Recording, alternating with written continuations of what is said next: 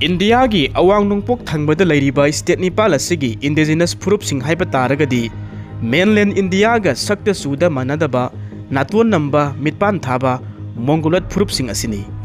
North East ki miyam asidi mainland India ga luanda nata satnabida amata manade maramasina mainland India na North East ki miyam asibu tathina tawbi adubu makoi asuki matik haisingi.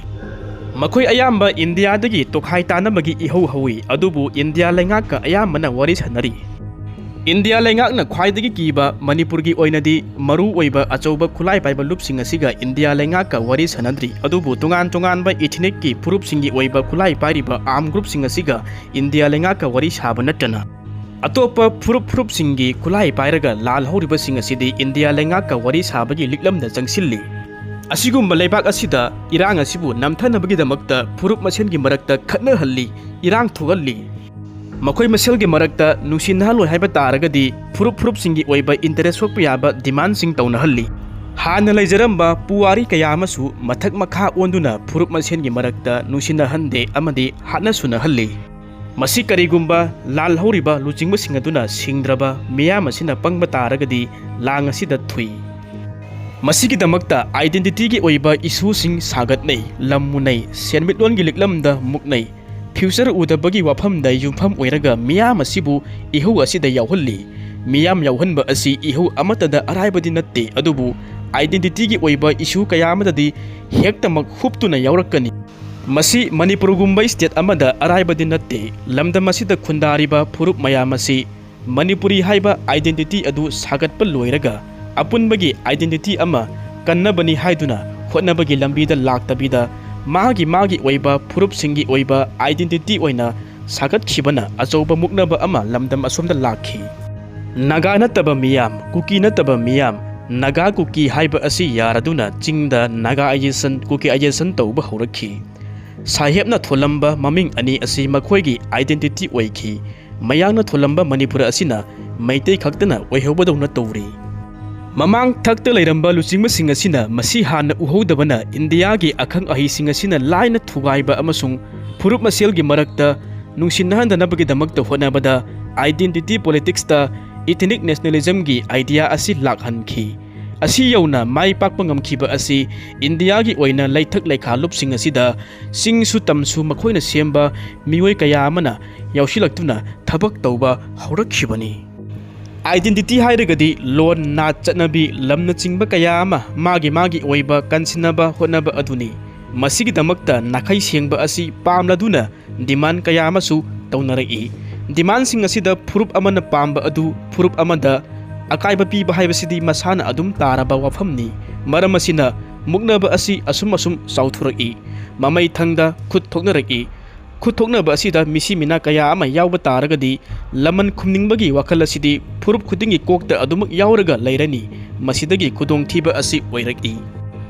Masida hariba sing asi India gi North East thangba state mayam asida thokhraba ngaktani. India na thajilakpa force sing asina amuksu arapadagi tawthorakpa hukum gi mingda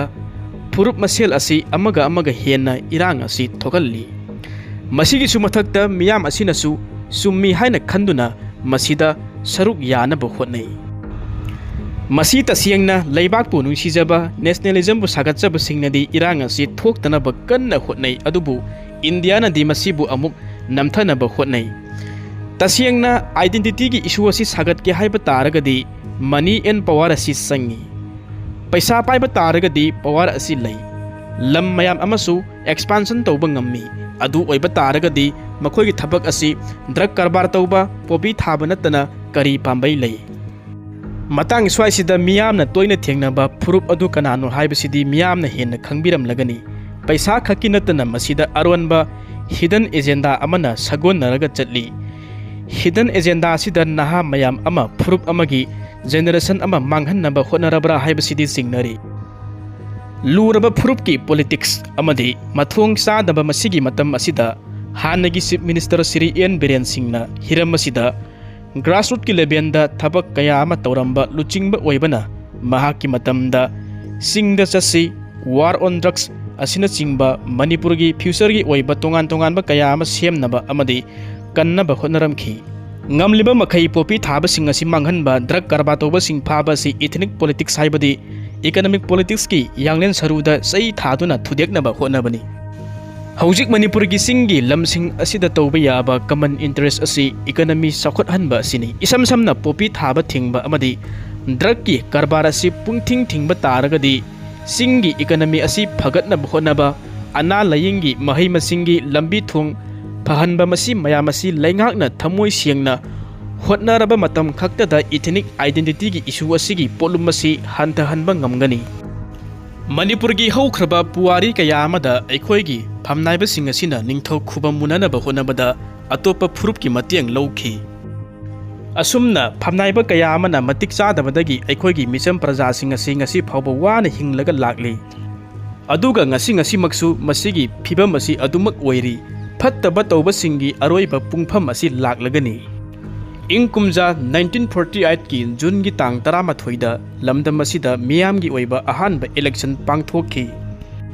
matam aduda pangthokkiba ahanba election aduda Manipur State Congress na sit 13 phangki Manipur Krisik Sabha na sit 5 phangki Socialist Party na sit 3 phangki Hill Independent na sit 19 phangki Praja Santi Independent na sit 12 phangki aduga nominated da sit 1 phangki asumna Manipur da pangthokkiba ihan hanba election aduda party amatana majority oiba ngamkhide masigi matung tarakpada Praja Santi gi party asiga independent ga pullaga laingak semki aduga Manipur gi ihan hanba chief minister asina FF Pearson na oikhi adum oinamak Manipur manungi misak amana ihan hanba chief minister oikiba misak asina MK Priyobartani asumna aikhoi gi iramda Manipur asi British na thadokuna chatkhaba matungda maning makha tamduna India da pundringai gi mamangda masa matomta maromdom lengak charamba laibak ama haina humna panba haibadu oiramki aduga India di British ki makhuttagi maning tamlaba sahi manga gi matungda election pangthokki mathong huktraba miriam kharagi thawin sinda amadi nampu sapu tawraga iramda Manipur asi India da tinkhibani adum oinamak aikhoi gi asengba identity adudi lengdana adumak thamlamgadobani ngasi aikoina October gi tang 15 asibu Black Day haina palan tawriba asigi maram asi haujiki mironna amadi aikoi kudimakna kawba yadraba wafam amani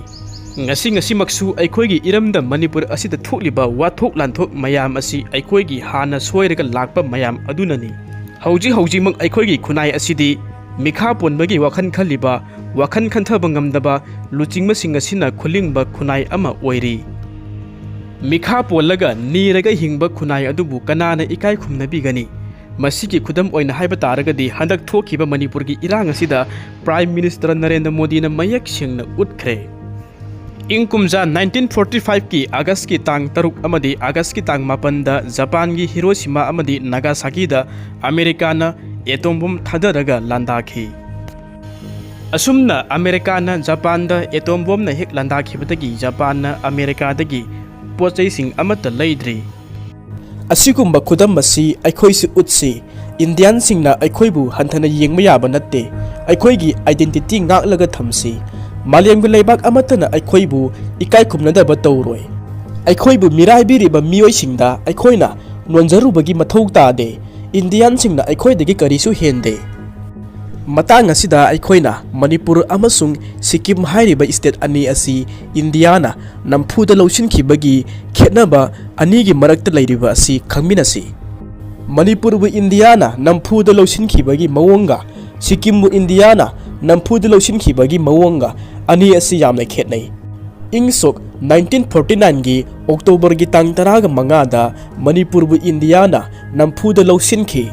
matam aduda Congress Party na India lengak asi salaire aduga Indira Gandhi na India gi Prime Minister oiringai matamdana Sikkim su India da namduna lawsinki ingsok 1975 ki April gi tang 13 ta India gi Parliament na ayaba piraga Sikkim bu India gi 12 suba state oihanki thamoi sotlaba maram asinani ngasi phawbada Sikkim da Congress Party gi oiba mami taba ngasi phawba ngamdriba ase Congress Party gi nampu saphudu Sikkimis singna kaidonungda thamoi da kawba ngamdri सिक्किमदा India की national party की political party अमतना लेंगाक पाइबदी मंगद फावब ओइथोकनरोय सिक्किमिस सिंगी सबचाब आइडेंटिटी सिंग ngaklaga ngasi phawba thamli mitopna lam leiba yade